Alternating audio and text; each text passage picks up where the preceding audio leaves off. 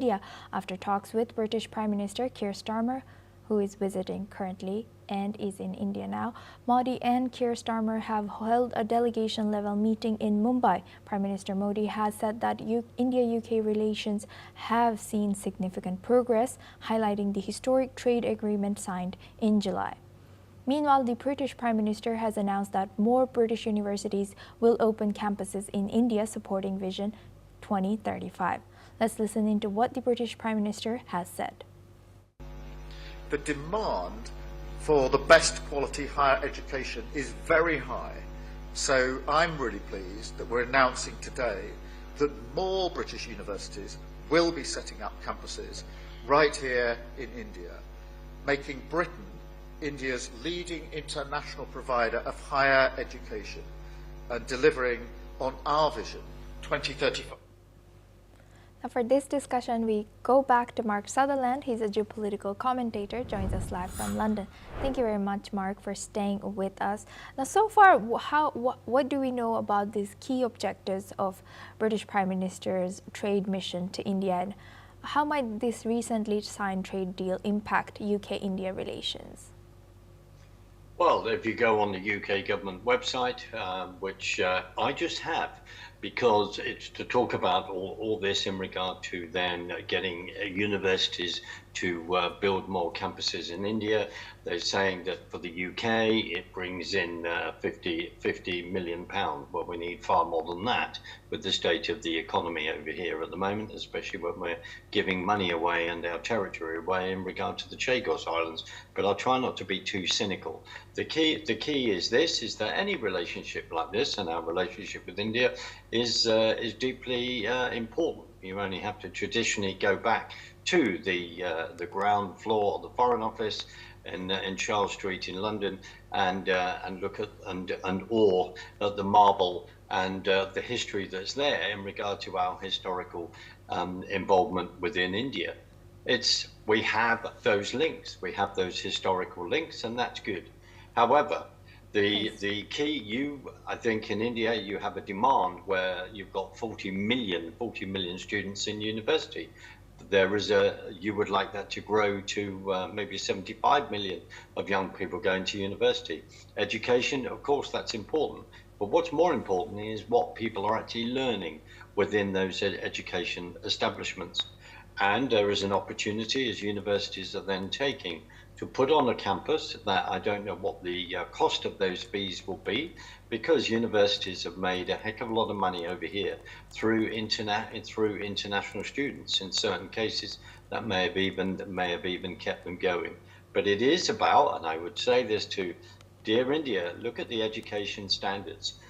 You have a huge growing tech base with all the skills that you have there. And that is something that you need, economically, and that you can build on. So, but relationships, yes, we all need that trade. The UK more than most needs that trade. Remember that we voted to leave the European Union. We're not part of the single market, even if the Prime Minister of this country just basically wants to take us back in, if not already done so, but not in name only in doing that. So good to see him out there saying, right, we've got trade deals. We need far more money than that coming into the UK. But any of these kind of relationships, they are important, Asuma. Yes, and now you've also touched upon the historical context for a little bit, but given the deep and lasting impact of British colonial rule on India's economy as well as educational system, how do you respond, or how do you think the critics will respond to these initiatives like British education system continuing in India and opening more university campuses? Is this a form of continued influence rather than a genuine partnership? I'm trying not to smile too much at that last question, which I think is a very good question, Asuma, because it opens so much of a discussion. Universities, you could always say no. India could always say no and say no. We don't want any more British campuses opening here, etc. But it looks like you are then not saying no. They turn around and say is to provide a service. It will be up to Indian education authorities to look at what's being taught and how that can benefit in India with the billions of people that you have living there, and in regard to the economy, in regard to your entrepreneurial spirit, in regard to many Indians then running their own businesses and wanting to increase that, and then wanting those exports to go around the world, and also as you are working hard to then give access to the internet and to technology along those lines to all the citizens of India, because there are many people that don't have that. So it will be up to you. It'll be up to you to keep the standards. It'll be up to you in regard to building those relationships in university to making sure that it actually benefits India and your economy. I'm just saying that. Yes. On the outside. The other discussion of colonialism, that's another interesting discussion, because I think we retreated there many years ago, and you are very much a power player and an up and coming economy. So, I take my hat off to you, which is a good thing. Plus, with other relationships that you're trying to build with others around the world, with other countries. So, education standards, yes, education's important, but it's what people are learning. That's the important thing. Asuma. Yes.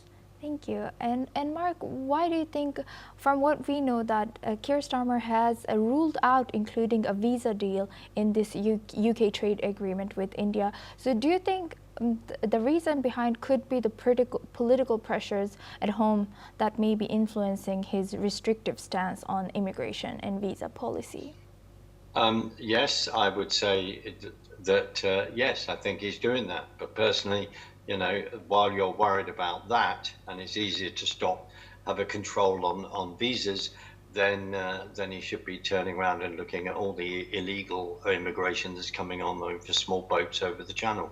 But I would say that, but I actually live here and are very concerned about that. I'm also concerned that this so-called political master is in many ways at times he'll be gaslighting, as far as I'm concerned, people in not taking certain issues far more seriously than he does. Because all they are then doing, like many Labour politicians, also, or other politicians in other parties, to be extremely fair, they are then looking for the 4-year cycle, right? And we need to get back in. Which people groups do we need to get back in? But also, we're also aware of tensions within the UK as well. How do we balance all of that?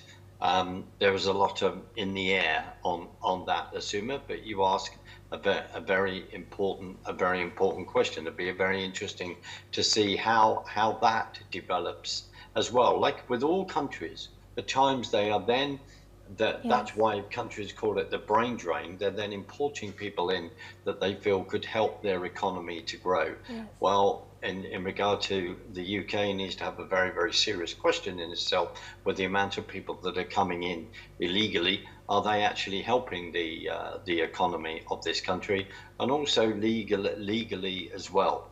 But there are a lot of pressures within the UK at the moment, and frankly, I don't think we're being a number of people who are then running, who are then got government positions, who are then in power, are not answering those honestly, in my humble opinion. Asuma. And Mark, lastly, I would like to also bring in U.S. to this picture. Do you think U.S. played any role, the U.S. tariffs, I mean, played any role, the disputes under President Trump influenced the finalization of this UK-India trade deal? Because it was, the discussions were going on for many years, but it was not sealed. What do you think? Could be. You know that there's a huge tariff war. You're also very aware, because it's been discussed on your channel in regard to the visas into America Yes. from India, and then now the charges of that. I think it's a classic thing to say, but in many ways we don't know what conversations are going behind closed doors. What we do know is that the American president has used the tariffs because, as I've discussed here many times, he is wanting to get Yes. manufacturing and factories production back into America, wanting to get jobs back into America, and one of the stresses they've got to deal with is the fact that America has got a $37 trillion debt that we see, let alone all the derivatives, and being the world trade currency, that's what enables them to more deal with this in this fiat currency that world that we then live in.